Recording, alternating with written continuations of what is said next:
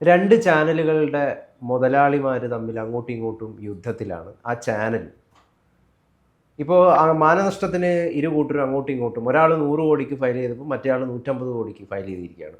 ആൻഡോ 150 കോടിക്ക് ഫയൽ ചെയ്തു. റിപ്പോർട്ടർ ഏഷ്യാനെറ്റ് രാജീവ് ചന്ദ്രശേഖർ 100 കോടിക്ക് ഫയൽ ചെയ്തിരിക്കുക.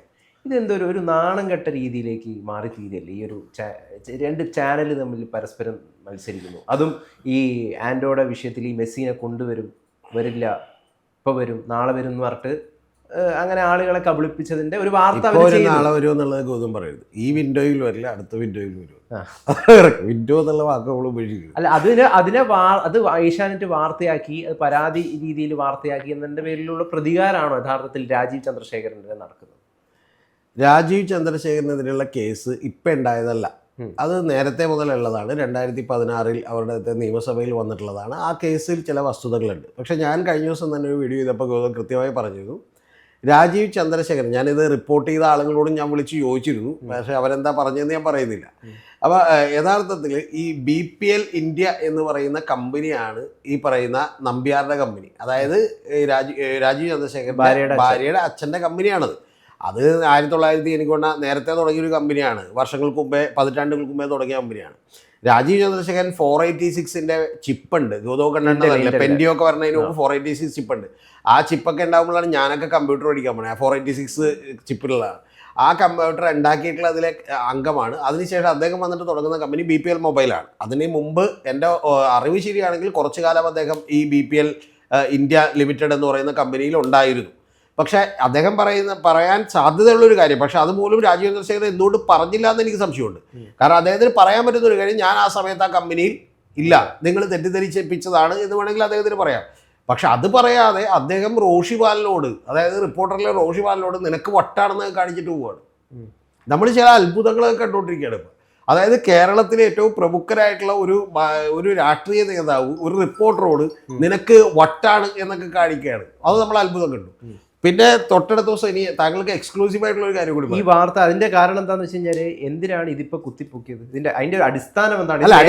ആ വാർത്തയിൽ അടിസ്ഥാനമുണ്ട്. ആ വാർത്തയിൽ ഒരു സംശയമില്ല. ആ വാർത്തയിൽ അടിസ്ഥാനം ഞാൻ പറഞ്ഞത് ഇപ്പം നിലവിൽ ഇത് അല്ല, എന്തോ ആയിക്കോട്ടെ, ആ വാർത്ത ഉള്ളത് തന്നെയാണ്. അത് ഇപ്പൊ എന്തിനാണ് ചെയ്തതെന്ന് ചോദിക്കുന്നതിന് അടിസ്ഥാനമൊന്നുമില്ല. നാളെ ഗൗതം ഒരാളെ കുത്തിക്കൊന്നിട്ട് എനിക്ക് 5 കൊല്ലം കഴിഞ്ഞാണ് പറയാൻ തോന്നുന്ന കാര്യമൊന്നുമില്ല. വാർത്തയിൽ അടിസ്ഥാനമുണ്ട്. കാരണം വാർത്ത എന്ന് പറയുന്നത് കർണാടകത്തിൽ സിമ്പിളാണ്, പക്ഷെ കേരളക്കാർ കേൾക്കുമ്പോൾ ഞെട്ടുന്നൊരു കാര്യമാണ്. കാരണം 175 ഏക്കർ ഒരു കമ്പനിക്ക് കൊടുക്കുന്നു. കമ്പനി തന്നെ വളരെ വിചിത്രവാദവുമായിട്ട് വരുന്നു. ഈ ബാംഗ്ലൂരിൽ നിന്ന് തന്നെ 57 കിലോമീറ്ററേ ഉള്ളൂ. ഈ സ്ഥലത്ത് ഞാൻ പോകേണ്ട, അവിടെ ഒരു വലിയ ഇൻഡസ്ട്രിയൽ ഏരിയ ആണ്. ആ ഇൻഡസ്ട്രിയൽ ഏരിയ എന്താണ് ദാസ്ബുട്ട് എന്ന് പറയുന്ന സ്ഥലത്ത്, അവിടെ ഇൻഡസ്ട്രിയൽ ഏരിയ ആണ്. ആ ഇൻഡസ്ട്രിയൽ ഏരിയയിലേക്ക് ചെല്ലുമ്പോൾ അവിടെ കാണുന്ന കാഴ്ച എന്ന് വെച്ചാൽ അവിടെ 175 ഏക്കർ. യഥാർത്ഥത്തിൽ ഈ BPL ഇന്ത്യ ചോദിച്ചത് 500 ഏക്കറാണ്. ഈ 175 ഏക്കർ മേടിക്കുന്നത് എത്രയെന്നറിയോ? 6,04,00,000 രൂപ കൊടുത്തിട്ടാണ്. എന്ന് പറഞ്ഞാൽ ഒരു സെന്റിന് ഏതാണ്ട് 1,300 രൂപയുള്ളൂ. അത്ര കൊടുത്തിട്ടാണ് ഞാൻ പറയണത്. 3000 സംതിങ് ഉള്ളൂ. അപ്പോൾ അത്രയും കൊടുത്തിട്ടാണ് ഇത് മേടിക്കുന്നത്. ആ മേടിച്ചിട്ടുള്ള ഇത് കുറച്ച് കഴിയുമ്പോൾ ഇവർ എന്നിട്ട് പറയുന്നു, ഞങ്ങൾക്ക് ബാങ്കിൽ പ്ലഡ്ജ് ചെയ്യാനായിട്ട് ഈ സ്ഥലത്തിന് അനുമതി തരണമെന്നാണ്. എന്നിട്ട് അത് ഇവരുടെ പേരിലേക്കാക്കി കൊടുക്കുന്നു, ബാങ്കിൽ പ്ലഡ്ജ് ചെയ്തു. കുറച്ചു നേരം കഴിയുമ്പോൾ ഒരു ഗവൺമെന്റിനോട് എന്നിട്ട് പറയുന്നു ഇത് വിൽക്കാൻ അനുവദിക്കണമെന്നാണ്. ഞാൻ ഇവിടെ ചോദിക്കുന്നത്, ഇതിപ്പോൾ ഒരുപാട് സാധാരണക്കാർക്ക് ഈ വിഷയത്തിൽ ഒരുപാട് കൺഫ്യൂഷൻ ഉണ്ട്. യഥാർത്ഥത്തിൽ ഈ BPL ലിമിറ്റഡ് എന്ന് പറയുന്ന കമ്പനി ഗവൺമെന്റ് പാട്ടത്തിന് നൽകിയ ഈ സ്ഥലം മറച്ചു വിറ്റോ? തീർച്ചയായിട്ടും മറച്ചു വിറ്റു എന്ന് മാത്രമല്ല, അവർ ചെറിയൊരു എമൗണ്ടാണ്, ഏതാണ്ട് 300 കോടി രൂപയോളമാണ് അവർ എന്ത് ചെയ്തിട്ടുള്ളത്, മേടിച്ചിട്ടുള്ളത്. 313.9 കോടി രൂപയാണ് കൃത്യമായിട്ട് മേടിച്ചത്. പക്ഷെ നിയമപരമായിട്ട് ഗവൺമെന്റ് പാട്ടത്തിന് നൽകിയൊരു സ്ഥലം അങ്ങനെ മറച്ചു വിൽക്കാൻ പാടില്ലല്ലോ. ഗവൺമെന്റ് പാട്ടത്തിന് നൽകിയ ഭൂമി യാതൊരു കാരണവശാലും മറച്ചു വിൽക്കാൻ കഴിയില്ല. പക്ഷേ ഗവൺമെൻറ് എന്ന് പറയുന്നത്, അവിടുത്തെ ഒരു മന്ത്രി ഇരുന്നിരുന്നു, അയാളുടെ പേരെന്ന് പറയുന്നത് വളരെ മിടുക്കരാണ്, സുബ്രഹ്മണ്യ നായിഡു. ഓക്കെ, അയാളുടെ പേരിലൊരു പ്രത്യേകതയുണ്ട്, കട്ട സുബ്രഹ്മണ്യ നായിഡു എന്നാണ്. എന്ന് പറഞ്ഞാൽ കക്കുവെന്ന് നേരത്തെ അറിയാമായിരുന്നു എന്ന് നമുക്കറിയില്ല. പേരിടുമ്പോൾ തന്നെ അദ്ദേഹത്തിൻ്റെ മകൻ്റെ പേരുമുണ്ട്. ഈ മകനും അദ്ദേഹവും അടക്കം കുറച്ച് നാൾ അദ്ദേഹം നമ്മുടെ പരപ്പന അഗ്രഹാര ജയിലിൽ ഉണ്ടെന്ന് കിടക്കുകയായിരുന്നു. ആ ഉണ്ടെന്ന് കിടന്നതിൻ്റെ കാര്യം എന്താണെന്ന് ചോദിച്ചിട്ടറിയാം. മനീഷ് കൊടിയേരി കിടന്ന അതേ സെല്ലിലൊക്കെ തന്നെ ഏതാണ്ട് പുള്ളി കിടക്കായിരുന്നു. സെല്ല് ചിലപ്പോൾ മാറിയിട്ടായിരിക്കും, പക്ഷേ അവിടെ കിടക്കായിരുന്നു. അവിടെ കിടക്കുന്നതിൻ്റെ കാര്യം എന്തായിരുന്നു വെച്ചാൽ, പുള്ളി ജസ്റ്റ് ഒരു 3000 ഏക്കറിലാണ് ഇത്തരത്തിലുള്ള തിരിമറി എടുത്തത്. ഈ 3000 ഏക്കറിൽ തിരിമറി നടത്തിയെന്ന് പറഞ്ഞാൽ Karnataka industrial area development board എന്ന് പറഞ്ഞൊരു ബോർഡുണ്ട്. ആ ബോർഡിനെ കൊണ്ടിട്ട് ഈ സ്ഥലങ്ങളൊക്കെ ഇങ്ങോട്ട് ഏറ്റെടുപ്പിക്കും. അതെങ്ങനെ? കർഷകർക്ക് വളരെ ചുളുവിലക്കാണ് ഇത് എടുക്കുന്നത്. 1.5 ലക്ഷം കർഷകരുടെ ഭൂമിയാണ് ഇവർ ഏറ്റെടുത്തേക്കണം. എന്നിട്ട് ഏറ്റെടുത്തിട്ട് ഇതുപോലുള്ള വ്യവസായികൾക്ക് മറച്ചു വെക്കുമ്പോൾ 6.4 കോടി രൂപ മുടക്കി 175 ഏക്കർ സ്വന്തമാക്കിയതിന് ശേഷം 15 കൊല്ലം കഴിഞ്ഞിട്ടുണ്ട്. 15 കൊല്ലം കഴിയുമ്പോൾ ഒരു വർധനവുണ്ടാവും. പക്ഷെ 15 കൊല്ലം കഴിയുമ്പോൾ 313.9 കോടി രൂപ വിറ്റേക്കണേ. പക്ഷെ ഗൗതത്തിനോട് ഞാനൊരു കാര്യം പറയാം, ഇത് ലീഗലി ആണ്. എന്താ കാര്യം എന്നറിയോ? ഗവൺമെന്റ് അനുവദിച്ചിട്ടുണ്ട്. ഈ ഗവൺമെന്റ് അനുവദിച്ചതിന്റെ പേരിലാണ് നമ്മുടെ കട്ട സുബ്രഹ്മണ്യ നായിഡു മകനും കൂടി കുറച്ച് നാൾ എന്ത് ചെയ്തത്, ജയിലിൽ കിടക്കേണ്ടി വന്നത്. അതിനുശേഷം 2016 അദ്ദേഹത്തെ അക്വിറ്റ് ചെയ്തു. അതായത് തെളിവുകളൊന്നും ഇല്ല എന്ന് കണ്ടെത്തി വിട്ടു. കാരണം എന്താണെന്ന് അറിയാമോ? അവിടെ ഏത് ഗവൺമെന്റ് വന്നാലും ഇത്തരം പരിപാടികളൊക്കെ നടക്കും. അവിടെയൊക്കെ സില്ലി കേസാണ്. പിന്നെ ആകെ ഈ BPL ഇന്ത്യക്ക് കൊടുക്കാതിരുന്ന ചതി എന്ന് പറയുന്നത് 500 ഏക്കർ ചോദിച്ചു, 175 കൊടുത്തുള്ളൂ. 500 ഏക്കർ കൊടുത്തിരുന്നെങ്കിൽ 1000 ഏക്കറാണ് ഇവര് മറിച്ചു വിറ്റത്. 87 ഏക്കറോളം മറിച്ചു വിട്ടുണ്ട്. 87 ഏക്കറോളം മറിച്ചു വിട്ടു. ഞാൻ പറഞ്ഞ ഇത് ഇനി ബാക്കിയുള്ള സ്ഥലം ഇപ്പോഴും ഇവരുടെ പേരിൽ കിടക്കുകയാണ്. പിന്നെ ഒരു കാര്യമുണ്ട്, അവിടെ ഞാൻ പറയാം എത്ര കാലത്തേക്കുള്ള ലീസായിരുന്നു? പിന്നെ ഇവിടെയും ഇത് ശ്രമിച്ചിട്ടുണ്ട്. ലീസൊന്നുമില്ല ഗൗതം. ഇത് ശരിക്കും പറഞ്ഞാൽ ഈ മുല്ലപ്പെരിയാർ ഡാമിനതുപോലെ 999 ഏക്കർ ഈ വർഷത്തേക്ക് ലീസ് എന്നൊക്കെ പറഞ്ഞാൽ പിന്നെ ആ സ്ഥലം കിട്ടൂല. ഇവിടെയും അങ്ങനെ ഉണ്ടായിട്ടുണ്ട്. നമ്മുടെ സ്റ്റേഡിയത്തിലും എൻ്റെ അറിവിൽപ്പെട്ടിടത്തോളം സ്റ്റേഡിയം നിർമ്മിക്കാൻ വേണ്ടി എടുക്കുമ്പോൾ നമ്മുടെ ഗ്രേറ്റർ കൊച്ചിൻ ഡെവലപ്മെന്റ് അതോറിറ്റിയൊക്കെ മറ്റുള്ള സ്ഥലം ഒരുപാട് ഏറ്റെടുക്കുകയും എന്നിട്ട് സ്കൈ ലൈനൊക്കെ കൊടുക്കുകയും ചെയ്തിട്ടുണ്ട്. ഇനി ഇതേപോലെ തന്നെ ഒരു പരിപാടി ഇവിടെ നടന്നാൽ ഏതാണെന്നറിയാം, ഇൻഫോ പാർക്ക്. VS അച്യുതാനന്ദൻ എന്ന് പറഞ്ഞൊരു പരീക്ഷയിൽ ഇല്ലായിരുന്നുവെങ്കിൽ ടെക്നോ പാർക്കിന്റെ ടീകോം കമ്പനിക്ക് കോൺഗ്രസ് ഗവൺമെന്റ് തീരുമാനിച്ചുറപ്പിച്ചിരുന്നത് എന്താണെന്നറിയാമോ? ടീകോം തുടങ്ങാൻ വേണ്ടി വരുമ്പോൾ ഇൻഫോ പാർക്ക് കൂടി ഞങ്ങൾ കൊടുത്തേക്കാന്നാണ്. ഏത് വളരെ മര്യാദക്ക് നന്നായി ഇവിടെ നടന്നുകൊണ്ട് പോകുന്ന ഇൻഫോ പാർക്ക് കൂടി കൊടുത്തേക്കാന്നാണ്. ഇവിടെ അത് പരിചിതമല്ല. HMT ഭൂമിയിലൊക്കെ ഇത്തരത്തിലുള്ള പ്രശ്നങ്ങൾ ഉണ്ടായിട്ട് ഞാനിപ്പോൾ അതിൻ്റെ വിശദാംശങ്ങളിലേക്ക് പോകുന്നില്ല. ഇവിടെ പക്ഷേ സ്ഥലം അത്ര പരിമിതമാണ്. പിന്നെ രാഷ്ട്രീയക്കാരും മാധ്യമങ്ങളൊക്കെ കുറച്ചുകൂടി ആക്റ്റീവാണ്. അവിടെ അങ്ങനെയല്ല. അവിടെ ഇതെല്ലാം തമ്മിൽ ഒരു കച്ചവടമാണ്. ഇപ്പം ഈ കട്ട സുബ്രഹ്മണ്യ നായിഡു ആണ് ഈ കഴിഞ്ഞ മാസങ്ങളിലെല്ലാം അവിടെ MLA-മാർക്ക് ഹോസ്റ്റ് ചെയ്തേക്കണം. ഏത് ഈ BJPയുടെ MLA-മാരെയൊക്കെ ഹോസ്റ്റ് ചെയ്ത് എന്ത് ചെയ്തേക്കണം. പിന്നെ രാജീവ് ചന്ദ്രശേഖരൻ തെറ്റൊന്നും പറയാൻ പറ്റില്ല. അദ്ദേഹം ആദ്യം MP ആയത് എങ്ങനെയാണെന്നറിയോ? അദ്ദേഹം ആദ്യം MP ആയത് ജനതാദളിൽ വകുപ്പ് കീഴിലാണ്. പിന്നീട് അദ്ദേഹം BJPയിലേക്ക് മാറിയതാണ്. ഇതിനൊക്കെ ഒരുപാട് ചിലവുണ്ട്. അത് അദ്ദേഹത്തിന് മാത്രം അറിയാൻ അതിൻ്റെ ബുദ്ധിമുട്ട് എന്താണെന്ന്. അല്ല, പക്ഷേ എന്താണ്, ഒരുപാട് ഡിഗ്രി ഉണ്ട് രാജീവ് ചന്ദ്രശേഖരൻ. വലിയ വലിയ ഡിഗ്രികൾ. ഇപ്പോൾ ചിക്കാഗോയിൽ നിന്ന് പഠിച്ചു, മണിപ്പാൽ യൂണിവേഴ്സിറ്റി, കേന്ദ്രീയ വിദ്യാലയ. മോദിയെ പലരും പറയുന്ന പോലെ അദ്ദേഹത്തെ ഇപ്പം നിങ്ങൾ BJP നേതാവായിട്ടായിരിക്കും കാണുന്നത്. ഇത് ഗൗതം ഇരുന്ന് പ്രേക്ഷകർക്ക് മനസ്സിലാക്കാൻ വേണ്ടി പറഞ്ഞു, എന്നോട് പറയരുത്. കാരണം അദ്ദേഹത്തിൻ്റെ മുഴുവൻ ഹിസ്റ്ററിയും വേണമെങ്കിൽ ഞാൻ പറഞ്ഞുതരാം. ഗൗതം അറിയേണ്ടത് അദ്ദേഹം ഇവിടെ വന്ന് എങ്ങനെയാണ് ഈ പറയുന്ന BPL മൊബൈൽ എന്ന് പറഞ്ഞ കമ്പനി തുടങ്ങിയത്, അതിനുശേഷം അതെങ്ങനെയാണ് 1000 കോടി ഡോളറിന് 1000 കോടിക്കപ്പുറമുള്ള ഡോളറിന് ഹച്ചിസൺ SRന് വിറ്റത് എന്നുള്ളതടക്കം എനിക്കറിയാം. അന്നേ അദ്ദേഹം രാഷ്ട്രീയക്കാരനല്ല. പക്ഷെ എനിക്ക് ബിസിനസ്സിലും ഭയങ്കര താല്പര്യമുള്ളതുകൊണ്ട് ഞാനൊരു ബിസിനസ് കൺസൾട്ടൻറ്റ് കൂടി ആയതുകൊണ്ട് ഞാൻ ഇദ്ദേഹം കൃത്യമായി ഇത്തരം കാര്യങ്ങൾ ഫോളോ ചെയ്തിട്ടുണ്ട്. ഞാൻ ഈ ഡിഗ്രിയുടെ കാര്യം എടുത്ത് പറയാനുള്ള കാരണം എന്താണെന്ന് വെച്ച് കഴിഞ്ഞാൽ, മോദിക്ക് ഡിഗ്രി ഇല്ല എന്ന് പറഞ്ഞിട്ട് ആക്ഷേപിക്കുന്നുണ്ടല്ലോ. അത് പലർക്കും എതിരായിട്ട് നിൽക്കുന്നവർക്ക് രാജീവിനെതിരെ ഉന്നയിക്കാൻ പറ്റില്ല. ഡിഗ്രി ഉള്ളതൊന്നും ഇതിനകത്ത് ഒരു ബാധിക്കുന്ന കാര്യമല്ലല്ലോ. വീരപ്പന് എന്തെങ്കിലും കുറവുണ്ടായിരുന്നു? വീരപ്പൻ എന്ന് പറയുന്ന ആള് 100 അടിയോ 200 അടിയോ അകലെയുള്ള ഒരു കരിയിൽ അനങ്ങുന്നത് കണ്ടാൽ അത് ഗൗതമാണോ ഈ പറയുന്ന പൂച്ചയാണോ പുലിയാണോ എന്ന് പുള്ളിക്ക് തിരിച്ചറിയാൻ പറ്റുമായിരുന്നു. വേലുപ്പിള്ളി പ്രഭാകരൻ എന്ന് പറയുന്ന LTT തലവൻ ഗൗതം അറിയേണ്ടത് 100 അടി അകലെ കൂടി പോകുന്ന പക്ഷിയെ എന്ത് ചെയ്യും നോക്കാതെ വെടിവെച്ച് വീഴ്ത്തായിരുന്നു. എന്ന് പറഞ്ഞാൽ അത് പറക്കുന്നതിന്റെ സ്പീഡും കാര്യങ്ങളും ഒക്കെ അയാൾ ഒറ്റ നോട്ടത്തിൽ വരുന്നത്. അപ്പം അതൊന്നും ഇതിനകത്ത് കാര്യമില്ല. 2 ദിവസം മുമ്പ് BPL തന്നെ ഇതുമായി ബന്ധപ്പെട്ടിട്ട് ഒരു പത്രക്കുറിപ്പ് ഇറക്കിയിട്ടുണ്ടായി. അവർ പറഞ്ഞത് ഏതാണ്ട് 400 കോടിയോളം വരുന്ന ഇൻവെസ്റ്റ്മെൻറ്റ് ആ സ്ഥലത്ത് നടത്തിയിട്ടുണ്ട് 94-2005 കാലഘട്ടത്തിൽ. അതിൻ്റെ വേണമെങ്കിൽ വിഷ്വൽസ് നമ്മൾ പുറത്തു വിടാമെന്ന് പറഞ്ഞിട്ട്. ഇത് മാത്രമല്ല, സുപ്രീം കോടതി ഈ വിഷയത്തിൽ ക്ലീൻ ചിറ്റ് നൽകുകയും ചെയ്തിട്ടുണ്ട്. അതെന്തുകൊണ്ട്? ഇവരിങ്ങനെ വിറ്റതാണെങ്കിൽ 87 കോടി മറിച്ച് വിറ്റു എന്നാണല്ലോ പറയുന്നത്. അങ്ങനെയാണെങ്കിൽ സുപ്രീം കോടതി ഏത് രീതിയിലാണ് ക്ലീൻ ചിറ്റ് നൽകുന്നത്? സുപ്രീം കോടതിയിൽ എന്താണ് വന്നേക്കണ കേസ്, അതിനെങ്ങനെയാണ് ക്ലീൻ ചിറ്റ് കിട്ടിയത് എന്നൊക്കെ പറയാൻ എനിക്ക് സമയമില്ല. ഇപ്പം സമയമില്ലെന്ന് പറഞ്ഞാൽ അത്രയും നീണ്ടുപോകും. വേണമെങ്കിൽ അതിൻ്റെ ഡീറ്റെയിൽസിലേക്ക് പോകാം, വേണമെങ്കിൽ പോവാം. പക്ഷേ ഏറ്റവും പ്രധാനപ്പെട്ട കാര്യം ഗൗതം അറിയേണ്ടത്, ഇപ്പോൾ ഇവിടെ ഇരിക്കുന്ന പിണറായി വിജയൻ സർക്കാർ, ഞാൻ വൈറ്റിലയിൽ 50 സെൻറ്റ് സ്ഥലം Pinarayi Vijayan government cabinet decision എടുത്ത് എനിക്ക് എഴുതി തരികയാണെന്ന് വിചാരിക്കും. എന്നിട്ട് ഞാനൊരു അപേക്ഷ സമർപ്പിക്കുന്നു. കുറച്ച് കഴിയുമ്പോൾ ഞാനിത് വിറ്റോട്ടെ പ്ലീസ് എന്ന് ചോദിക്കുന്നു. അപ്പോൾ നിങ്ങൾ വിറ്റോളൂ രതീഷ് എന്ന് പറഞ്ഞാൽ ഞാൻ കോടതിയിലേക്ക് ഇല്ലെന്ന് എൻ്റെ സ്ഥലവും പൊക്കിക്കൊണ്ടല്ല, രേഖകൾ മാത്രമായിട്ടാണ്. ആ രേഖകൾ കാണുമ്പോൾ കോടതിക്ക് അതിൻ്റെ പുറത്ത് തീരുമാനം എടുക്കാൻ പറ്റില്ല. ഇവിടെ ഞാൻ താങ്കളോട് പറയാം, രാമചന്ദ്രൻ എന്ന് പറയുന്ന ഒരു MLA മരിച്ചുവല്ലോ, അദ്ദേഹത്തിന്റെ മകന് ജോലി കൊടുത്തു. ജോലി ഗവൺമെന്റ് പിന്നെ കോടതി തടഞ്ഞു. പക്ഷെ അദ്ദേഹത്തിന് കൊടുത്ത പണം തിരിച്ചെടുത്തു. ഉഴവൂർ വിജയന് 25 ലക്ഷം രൂപ കടം വീട്ടാൻ കൊടുത്തു. സ്വർണം പണയത്തിലിരിക്കുന്ന സ്വർണം എടുക്കാൻ വേണ്ടി കൊടുത്തു. ക്യാബിനറ്റ് കൊടുത്തിട്ട് എന്ത് ചെയ്തു? ഉഴവൂർ വിജയന്റെ വീട്ടിൽ നിന്ന് ആ പണം തിരിച്ചു പിടിക്കണം, തെറ്റാണെന്ന് പറഞ്ഞു. ഇതിൽ തെറ്റില്ല, കാരണം നിയമപരമായി തെറ്റില്ല. നാളെ രതീഷ് ചക്രവാണിക്കോ ഗൗതത്തിനോ പിണറായി വിജയന്റെ ക്യാബിനറ്റ് കൂടിയിട്ട് 5 കോടി രൂപ പ്രതിഫലം കൊടുക്കാൻ തീരുമാനിച്ചാൽ ഒരു തെറ്റും പറയാൻ പറ്റില്ല കോടതിക്ക്. കാരണം അത് ലീഗലി എന്താണ്, കൃത്യമാണ്. മനസ്സിലായോ? അപ്പൊ G2 റിയാലിറ്റീസ് എന്നൊരു അഴിമതിയെ കുറിച്ച് ഞാൻ തമിഴ്നാട്ടിൽ ലീഗലി അത് കറക്റ്റ് ആണല്ലോ. ലീഗലി ഒക്കെ കറക്റ്റ് ആണെങ്കിൽ പിന്നെ രാജീവ് ചന്ദ്രശേഖരൻ അഴിമതി കാണിച്ചു എന്ന് പറഞ്ഞു രാജീവ് ചന്ദ്രശേഖരൻ അഴിമതി കാണിച്ചു എന്ന് പറഞ്ഞ് വാർത്ത കൊടുക്കാൻ അതിൽ ധാർമ്മികമായ ഒരു മിസ്റ്റേക്ക് ഉണ്ട്. പിന്നെ രണ്ടാമത്തെ കാര്യം എന്ന് പറയുന്നത് എൻ്റെ അടുത്ത ചോദ്യം, അങ്ങനെ ഉണ്ടെങ്കിൽ രാജീവ് ചന്ദ്രശേഖരൻ പിറ്റേ ദിവസം എല്ലാ പരിപാടികളും റദ്ദ് ചെയ്ത് വാർത്താ സമ്മേളനം വിളിക്കുമ്പോൾ നമ്മൾ പ്രതീക്ഷിക്കുന്നത് ഇതിനെക്കുറിച്ച് രാജീവ് ചന്ദ്രശേഖരൻ പറയുമെന്നാണ്. അത് അദ്ദേഹം ഇംഗ്ലീഷിലോ മലയാളത്തിലോ ഹിന്ദിയിലോ പറഞ്ഞാൽ മതി. ഈ 3 ഭാഷകൾ അദ്ദേഹത്തിന് കുഴപ്പമില്ലാതെ വഴങ്ങും, മലയാളം മാത്രമേ വഴങ്ങാത്തുള്ളൂ. അപ്പോൾ ഇംഗ്ലീഷിൽ അദ്ദേഹം പറഞ്ഞാൽ മതി. അദ്ദേഹം അത് പറയാതെ റിപ്പോർട്ടർ ചാനലിലെ ബ്യൂറോ ചീഫായ ജോലിക്ക് മാത്രം പോകുന്ന റോഷി പാലിനെ നിനക്ക് വട്ടാണ് എന്നൊക്കെ കാണിച്ചിട്ട് പോകേണ്ട ആവശ്യമില്ല. അപ്പം അതിൽ ഞാൻ സംശയിക്കുന്നൊരു കാര്യം, അപ്പോഴും ധാർമ്മികമായ ചില പ്രശ്നങ്ങൾ അതുമായി ബന്ധപ്പെട്ട് ഉണ്ടായേക്കാം എന്നാണ് ഞാൻ വിചാരിക്കുന്നത്. അല്ല, അപ്പോഴും ഇത്രയും നാള് ഈ കേസ് ഇപ്പോൾ സുപ്രീം കോടതി ക്ലീൻ ചിറ്റ് നൽകി, ലീഗലി അതിൽ കുഴപ്പമില്ല എന്ന് നമുക്ക് മനസ്സിലായി. പിന്നെ 2016 കാലഘട്ടത്തിലൊക്കെ ഇത് ചർച്ച ചെയ്തതാണ്. ഈ ഘട്ടത്തിൽ ഇതിപ്പം കൊണ്ടിടേണ്ട ആവശ്യം എന്താണ്? ഞാൻ ഗൗതത്തിനോട് തിരിച്ചു ചോദിക്കുന്നു, നിങ്ങൾക്ക് ഇഷ്ടമുള്ള ഘട്ടത്തിൽ ഇതുകൊണ്ട് ഇടണം, ഇഷ്ടമുള്ള ഘട്ടത്തിൽ ഇതുകൊണ്ട് ഇടണം എന്നൊക്കെ പറയുന്നതിൽ എന്താ അർത്ഥമുള്ളത്? ഗൗതം അവിടെയാണ് എന്താണ് പ്രതിരോധത്തിലാവുന്നത്. ഞാൻ പറയുന്നത് ഇതൊരു നല്ല കാര്യമാണ്.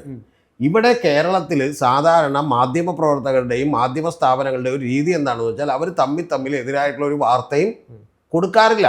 അപ്പൊ അത്തരത്തിൽ വാർത്തകൾ കൊടുക്കട്ടെ ഗൗതം. താങ്കൾ ഒരു ജേർണലിസ്റ്റ് എന്നുള്ള നിലക്കും ഒരു ജേർണലിസ്റ്റ് വിദ്യാർത്ഥി എന്നുള്ള നിലക്കും എന്തിനാണ് ഇതിനെക്കുറിച്ചൊന്നും സങ്കടപ്പെടുന്നത്? യഥാർത്ഥത്തിൽ താങ്കളെ പോലുള്ള ഈ ചോദ്യം പോലും ചോദിക്കാൻ പാടില്ല. ഇത് 1980 ഇവിടെ ആരോഗ്യകരമായിട്ടുള്ളൊരു അതിന്റെ പേരിലാണ് ഈ ഡിസ്കഷൻ വരുന്നുണ്ടെങ്കിൽ നമുക്ക് പറയാം. ഏക്കർ പോയിക്കോട്ടെ എന്നാണ് ആരോഗ്യകരമായ കാര്യം. ഇത് അങ്ങനെയാണോ? ഇതൊരു തമ്മിലുള്ളൊരു പക തീർക്കലായിട്ടാണ് ഞാൻ പറയുന്നത്. നേരെ തിരിച്ചാണെന്നേ. പകയോ അവരുടെ ഉള്ളിൽ എന്തുണ്ട് എന്നൊന്നും നമ്മൾ നോക്കേണ്ട കാര്യമില്ല. അവര് പറയാണ് ഈ പറയുന്ന ഇവൻ എന്നാ മറ്റേ എന്ത് ചെയ്തു, തോണ്ടി അല്ലെങ്കിൽ പെൻസിലിൽ കുത്തി എന്നൊക്കെ പറഞ്ഞാൽ നമുക്ക് കേൾക്കേണ്ട കാര്യമില്ല. പക്ഷെ ഇതെന്ന് പറയുന്നത് 313 കോടി രൂപയുടെ സ്ഥലം അത് ഗവൺമെന്റിൽ നിന്ന് മേടിക്കുകയും അത് മറച്ചു വെക്കുകയും ചെയ്യുന്ന ധാർമ്മികമായിട്ട് വലിയ പ്രശ്നമുള്ളൊരു കേസാണ്. ആ കേസിൽ പറയുമ്പോഴുള്ള പ്രശ്നം എന്താണെന്ന് വെച്ചാൽ രാജീവ് ചന്ദ്രശേഖരനെ പോലുള്ള ആളുടെ ഒരു ക്രെഡിബിലിറ്റിക്ക് വലിയ തകരാറുണ്ടാകും. അതിന് അദ്ദേഹം മറുപടി പറഞ്ഞാൽ മതി. ക്രെഡിബിലിറ്റിക്ക് തകരാറുണ്ടാക്കില്ല. കാരണം എന്തുകൊണ്ടാന്ന് വെച്ച് കഴിഞ്ഞാൽ അങ്ങ് തന്നെ ഇപ്പൊ പറഞ്ഞു, ടെക്നിക്കലി ഇതിൽ രാജീവ് ചന്ദ്രശേഖരനെ പെടുത്താൻ വേണ്ടിയിട്ട് സാധിക്കില്ല. കാരണം ഇത് ഭാര്യാപിതാവിന്റെ പ്രോപ്പർട്ടിയാണ്. സാധിക്കില്ല എന്നുള്ളത് നാളെ ഇപ്പോൾ എൻ്റെ അച്ഛൻ, എൻ്റെ ഫാദർ, താങ്കളുടെ ഫാദർ എന്ന് പറയാത്തത് ഞാൻ മനഃപൂർവ്വമാണ്, എൻ്റെ ഫാദർ നാളെ ഈ പറയുന്ന പോലെ ഒരു ഗവൺമെന്റിൽ നിന്ന് സ്ഥലം അടിച്ച് വിറ്റാൽ അത് എൻ്റെ പേരിൽ വരില്ല ഗൗതം. നിയമപരമായി ഞാൻ വേറൊരു എൻറ്റിറ്റിയാണ്. അതെ. പക്ഷെ യാഥാർത്ഥ്യം എല്ലാവർക്കും അറിയാം. എന്താണ് യാഥാർത്ഥ്യം? എന്താണ്? കാരണം എൻ്റെ ഫാദർ ആ സ്ഥലം അടിച്ചു വെക്കുമ്പോൾ ഞാൻ തന്നെ അടിച്ചു മാറ്റിയതാണെങ്കിൽ എൻ്റെ ഫാദറിന്റെ പേരിൽ എന്ത് ചെയ്താൽ മതി? ചെയ്താൽ മതി. മനസ്സിലായ? ഗൗതത്തിന്റെ ഫാദറിന്റെ പേരിൽ ഗൗതം പോയി ചെയ്യും. കാരണം 70 വയസ്സുള്ള ഒരാളെ കൊണ്ട് ഒപ്പിടിപ്പിച്ച് എന്ത് ചെയ്യാം? ഈ പണി ചെയ്യാം. ഈ നാട്ടില് ഇപ്പൊ ഒരു സിനിമയിൽ കാണിക്കുന്ന പോലെ സിദ്ദിഖ് എന്ത് ചെയ്യുന്നുണ്ടല്ലോ, അമ്മയുടെ പേരിലാണ് ഷാപ്പ് ലൈസൻസ് എടുത്തത്. ലാസ്റ്റ് ആളുകൾ കുടിച്ച് മരിച്ചിട്ട് മറ്റേ എന്താണ് ജയറാമും നയൻതാരയൊക്കെ അഭിനയിച്ച സിനിമയുണ്ട്. ആ സിനിമയിൽ എന്താണ് അമ്മയുടെ പേരിലാണ് ഷാപ്പ് ലൈസൻസ് ഉള്ളത്. അപ്പൊ ഇതൊക്കെ ഈ നാട്ടിൽ നടക്കുന്ന സംഭവമാണ്. അപ്പൊ നിങ്ങൾ വളരെ ടെക്നിക്കലി മാത്രം കാര്യങ്ങൾ കണ്ടാൽ അത് ശരിയെന്ന് പറയാം. ഞാൻ ആ വാർത്താ സമ്മേളനം കേൾക്കാൻ വേണ്ടി ആവേശത്തോടുകൂടി ഏഷ്യാനെറ്റ് റിപ്പോർട്ടർ ചാനൽ മുതലാളിയെ വാർത്ത നൽകി. ഇത് അദ്ദേഹത്തിന് ഏതെങ്കിലും രീതിയിൽ പ്രശ്നമായി മാറിയിട്ടുണ്ടാവും. ആർക്ക്? ആൻഡോ അഗസ്റ്റിന്. അല്ല, ആൻഡോ അഗസ്റ്റിന്റെ വാർത്ത കൊടുക്കണ്ടേ? പിന്നെ മെസ്സി വരൂല്ല എന്ന് പറഞ്ഞാൽ മെസ്സി വരൂല്ല എന്നുള്ള വാർത്ത കൊടുക്കണം. അതിനെന്താ തെറ്റുള്ളത്? മെസ്സി വരൂല്ല എന്ന് പറഞ്ഞാൽ എന്ത് ചെയ്യണം? വാർത്ത കൊടുക്കണമെന്ന്. പിന്നെ താങ്കൾ പറയുന്നത് വാർത്ത കൊടുക്കണം, അതിന് എനിക്ക് തെറ്റില്ല. പിന്നെ താങ്കൾ പറഞ്ഞ ടെക്നിക്കലി ആണെങ്കിൽ അതിനകത്തൊരു പ്രശ്നമുണ്ട്. അവിടെ അത് വാർത്ത കൊടുക്കുകയാണെങ്കിൽ ഒരു കാര്യമുണ്ട്. അതിപ്പം നടക്കുന്ന കറന്റ്ലി ലൈവ് ആയിട്ടിരിക്കുന്ന ഒരു വിഷയത്തിലാണ് ആ വാർത്ത. അവിടെയാണ് ഈ പ്രശ്നം വരുന്നത്. കറന്റ്ലി ലൈവിലല്ലാത്ത ഏതോ വർഷം നടന്നൊരു സാധനം എന്തിനിപ്പിടുന്നു? അപ്പൊ താങ്കൾ പറയുന്നത് നമ്മുടെയൊക്കെ ഇന്ത്യ മഹാരാജ്യത്തിൽ താങ്കൾ ഒരു ഇന്ത്യ സ്നേഹിക്കുന്ന ഒരാളാണ്, ഒരു ഭാരതീയൻ എന്നുള്ളതിലേക്ക് ഇന്ത്യ സ്നേഹിക്കുന്ന ഒരാളെന്നുള്ളത് ഇന്ത്യയിലെ പാവപ്പെട്ട കർഷകരുടെ ഭൂമി അടിച്ചു മാറ്റി ആരെങ്കിലും വിറ്റു എന്ന് കേട്ടാൽ അതിന് 10 കൊല്ലമല്ല 25 കൊല്ലം കഴിഞ്ഞാൽ 50 കൊല്ലം കഴിഞ്ഞാൽ അത് പുറത്തു വരണം. അത് വരണ്ടേ? അത് വരണം. ഒന്ന്. രണ്ടാമത്തെ കാര്യം എന്താണെന്ന് വെച്ചിട്ടുണ്ടെങ്കിൽ കർണാടകത്തിൽ ഇത് ചെയ്യുന്ന 1.5 ലക്ഷത്തിലധികം കർഷകരുടെ ഭൂമി ഇതുപോലെ അടിച്ചു മാറ്റിയിട്ടുണ്ട്. അപ്പൊ ഇത്തരം വിഷയങ്ങളൊക്കെ പ്രശ്നമാവുകയും തീർച്ചയായിട്ടും ഇത്തരം സംഭവങ്ങളൊക്കെ ഉണ്ടാവുകയും വേണം. ഇപ്പൊ രാഹുൽ ഗാന്ധി വന്ന് പറഞ്ഞിട്ടുള്ള വോട്ട് ചോരി 4 കൊല്ലം മുമ്പ് നടന്നതാണ് എന്നുള്ളതുകൊണ്ട് അത് വേണ്ടതില്ലല്ലോ. അത്തരം കാര്യങ്ങളൊക്കെ പുറത്തു വരട്ടെ. ഗൗതത്തിന് എന്തിനാണ് അതിൽ എന്ത് ചെയ്യുന്നത്? ഒരു സംഘി മനസ്സോടുകൂടി താങ്കൾ സങ്കടപ്പെടേണ്ട കാര്യമില്ലെന്നാണ് എനിക്ക് പറയാനുള്ളത്. ഇതില് ന്യായമായിട്ടുള്ള ഒരു ചോദ്യം ചോദിക്കും. സംഘി ചാപ്പ കുത്തേണ്ട ആവശ്യം. ചോദ്യം എന്താണെന്ന് ചോദിച്ചോ? ഞാൻ എന്റെ ഉത്തരവാണ് പറയുന്നത്. ഒരു വാർത്ത പൊതുവെ ചെയ്യുമ്പോൾ അതിൽ എന്തെങ്കിലും കോടതി പരമായിട്ടുള്ള ലീഗൽ പരമായിട്ടുള്ള കറണ്ടിൽ എന്തെങ്കിലും ഒരു ഹിയറിംഗ് നടന്നിട്ടുണ്ടായിരുന്നു, മറ്റെന്തെങ്കിലും ആൻഡോ അഗസ്റ്റിന്റെ കാര്യത്തിൽ അത് ലൈവായിട്ട് ആ ചർച്ച നടന്നുകൊണ്ടിരിക്കുകയാണ്. ഇവിടെ പക്ഷെ ലൈവിലില്ലാത്ത ഒരു കോടതിയിൽ പോലും ഒരു ചർച്ചയായിട്ട് വരാത്ത ഒരു വിഷയത്തെ എന്നോ നടന്ന ചർച്ചയായി തള്ളിക്കളഞ്ഞ ഒരു വിഷയത്തെ എന്തിനു കൊണ്ടുവരുന്നു എന്നുള്ളതാണല്ലോ ഇതിന്റെ പ്രശ്നം. എന്താണെന്ന് വെച്ചാൽ ഇതിന്റെ പ്രശ്നം ഒറ്റ കാര്യമുള്ളൂ. ഗൗതത്തിന്റെ ഉത്തരങ്ങൾ ഗൗതം പറഞ്ഞോളാം. ഗൗതം വേണമെങ്കിൽ പറയുമ്പോൾ ഞാൻ കൈകെട്ടി കേട്ടിരിക്കാം. അല്ലാതെ എനിക്ക് എൻ്റെ ഉത്തരങ്ങളെ പറയാൻ പറ്റുള്ളൂ. എന്നെ സംബന്ധിച്ചിടത്തോളം 2 കാര്യങ്ങളുണ്ട്. എന്നെ സംബന്ധിച്ചിടത്തോളം ഒന്ന്, രാജീവ് ചന്ദ്രശേഖരൻ ഇതിലൊരു എക്സ്പ്ലനേഷൻ നടത്തിയാൽ മതി. ഇത് ഞാനല്ല എന്ന് പറഞ്ഞാൽ മതി. അദ്ദേഹം പത്രസമ്മേളനത്തിൽ പെരുമാറിയത് ശരിയായില്ല. അദ്ദേഹം പത്രസമ്മേളനത്തിൽ പെരുമാറിയത് വളരെ ഇമ്മച്വേർഡ് ആയിപ്പോയി. അദ്ദേഹത്തെ ഉപദേശിക്കുന്ന ആളുകൾ കുറച്ചുകൂടി ശ്രദ്ധിക്കണം. മനസ്സിലായ? ഞാൻ വേണമെങ്കിൽ അത് ഓഫർ ചെയ്യാൻ തയ്യാറാണ് അത്തരത്തിലുള്ള സർവീസ്. രണ്ടാമത്തെ കാര്യം എന്ന് പറയുന്നത്, എന്നെ സംബന്ധിച്ച് മെസ്സി വരൂല്ല എന്ന് പറഞ്ഞപ്പോൾ മോൺസൺ ഭാവുകൽ എന്ത് ചെയ്തു? ഇത് യേശുവിൻ്റെ അംശവടിയാണെന്ന് പറഞ്ഞാൽ ആളുകളെ പറ്റിച്ചു. മനസ്സിലായ? കേരളത്തിൻ്റെ ബഡ്ജറ്റിനേക്കാൾ വലിയ തുക അദ്ദേഹത്തിന് കിട്ടാനുണ്ട് എന്നൊക്കെ പറഞ്ഞു. അതൊക്കെ നമ്മൾ തമാശയായിട്ട് എടുത്താൽ മതി. അല്ലാതെ ഇപ്പോൾ മെസ്സി വന്നില്ല എന്ന് വെച്ച് കേരളത്തിലൊന്നുമില്ല. പക്ഷെ അതിനേക്കാൾ ഗുരുതരമായ കാര്യം 175 ഏക്കർ ഇതുപോലൊരു സ്വകാര്യ കമ്പനിക്ക് വെറുതെ എഴുതി കൊടുക്കുകയും അവരിത് അടിച്ചു മാറ്റുകയും ചെയ്തുവെന്നും അതിൻ്റെ പുറത്ത് കർഷകർക്ക് അവരുടെ ഭൂമി നഷ്ടപ്പെട്ടുവെന്നും അതിൻ്റെ പേരിൽ ഒരു തൊഴിലവസരം പോലും സൃഷ്ടിക്കപ്പെട്ടില്ല എന്നുള്ള കേസാണ്. ഇനി മറ്റേ കേസ് താങ്കൾ എന്നോട് ചോദിച്ചു, ഞാൻ എൻ്റെ അഭിപ്രായം പറയാം. മനസ്സിലായി? അത് ഒഴിവാക്കാൻ വേണ്ടിയിട്ട് ഇത് എന്ത് ചെയ്യണ്ട, ഇതിനെ നിസാരവൽക്കരിക്കേണ്ട, ട്രിവിയലൈസ് ചെയ്യേണ്ട, അത്രേ ഉള്ളൂ കാര്യം. പിന്നെ ഇതുമായി ബന്ധപ്പെട്ട് ചില ആളുകൾക്കൊക്കെ നിലതെറ്റിയിട്ടുണ്ട്. ഇപ്പൊ താങ്കളോട് ഇനി അടുത്ത താങ്കൾ സന്തോഷം ഉണ്ടാകുന്ന മറ്റൊരു കാര്യം പറയാം. ഇത് വിട്ടിട്ട് ഇപ്പൊ അബ്ദുറഹ്മാൻ, അദ്ദേഹം വളരെ കാശ് ഒന്നും അടിച്ചു മാറ്റാത്ത ഒരു സാധാരണക്കാരൻ, നല്ല മന്ത്രിയായിട്ടാണ് ഞാൻ അദ്ദേഹത്തെ കണക്കൂട്ടിയത്. ഒരു കുഴപ്പമില്ലായിരുന്നു അദ്ദേഹത്തിന് നിലതെറ്റിപ്പോയി. കാരണം അദ്ദേഹം കഴിഞ്ഞ തവണ 24 ന്യൂസിലെ മറ്റേ തിരൂർ ലേഖകരോട് അദ്ദേഹം പറഞ്ഞിട്ടുള്ളത്, നിന്നോട് വർത്താനം പറയണമെങ്കിൽ മറ്റേ ഭാഷ ഉപയോഗിക്കണമെന്നാണ്. മനസ്സിലായി? എന്തിനാണ് ഭാഷ? ഇനി രണ്ടാമത്തത്, ഞാൻ സഞ്ജുവിനെ വിളിച്ച് സംസാരിച്ചു. സഞ്ജു മറ്റേ ഈ തൃശ്ശൂരുള്ള സഞ്ജു എന്ത് ചെയ്തെന്ന് വെച്ചിട്ടുണ്ടെങ്കിൽ, സഞ്ജുവിന് അദ്ദേഹം എന്ത് ചെയ്തു, തോളത്ത് കൈയിട്ട് ഉന്തിക്കൊണ്ട് പോയിട്ട് കോ സ്പോൺസറോട് പോയി ചോദിക്കട അമ്മ എന്ന് പറഞ്ഞു. മനസ്സിലായി? മാ എന്ന് പറഞ്ഞാൽ മിക്കവാറും മകനെ എന്നായിരിക്കും എന്നാണ് ഞാൻ വിചാരിക്കുന്നത്. മനസ്സിലായി? മകനെ ഇത് പറഞ്ഞു. അപ്പൊ ഇതൊക്കെ ഈ നിലവിടുന്നത് എന്തിനാണ്? നിങ്ങളൊരു പൊളിറ്റീഷ്യൻ ആണെങ്കിൽ, നിങ്ങൾ അബ്ദുറഹ്മാൻ ഒരു MLA ആണ്, സാധാരണ നേതാവാണെന്ന് വിചാരിക്കുക. ഇദ്ദേഹം കേന്ദ്രമന്ത്രിയായിരുന്ന ഒരാളാണ്, ഇവിടെ കേരളത്തിന്റെ സംസ്ഥാന പ്രസിഡന്റാണ്. സത്യത്തിൽ ഞാൻ പ്രതീക്ഷിച്ചത് തലേദിവസം അദ്ദേഹം എല്ലാ പരിപാടികളും റദ്ദാക്കി തിരുവനന്തപുരത്തേക്ക് എത്തുമ്പോൾ ഞാൻ വിചാരിക്കുന്ന എല്ലാ ഡോക്യുമെന്റും എടുത്ത് വെച്ച് പറയുമെന്നാണ്. പക്ഷെ അങ്ങനെ പറയുമ്പോൾ ഒരു പ്രശ്നമുണ്ട് അവിടെ. ആ പ്രശ്നം എന്താണെന്ന് വെച്ചാൽ, ഗൗതം എൻ്റെ വാക്കിൽ എടുത്തിട്ടുള്ള ഒരു പ്രശ്നമുണ്ട്. ഞാൻ ചെയ്തിട്ടില്ല, ലീഗലി എനിക്കിതിനകത്ത് ബാധ്യതയില്ല. പക്ഷേ എൻ്റെ കുടുംബത്തിലുള്ള ആരെങ്കിലും ഇതിനകത്ത് എന്ത് ബാധ്യത ഉണ്ടോ എന്ന് ചോദിച്ചാൽ പുള്ളി എന്ത് ചെയ്യേണ്ടി വരും? മറുപടി പറയേണ്ടി വരും. എന്നോട്, ഞാനൊരു മാധ്യമപ്രവർത്തനോട് വളരെ ഡീറ്റെയിൽ ആയിട്ട് ഈ കാര്യം ചോദിച്ചപ്പോൾ എന്നോട് പറഞ്ഞാൽ അങ്ങനെയാണെങ്കിൽ പുള്ളി മറുപടി പറയട്ടെ, നമുക്ക് അപ്പോഴും ചോദ്യങ്ങളുണ്ടെന്നാണ്. ആ ചോദ്യങ്ങൾക്ക് നേരിട്.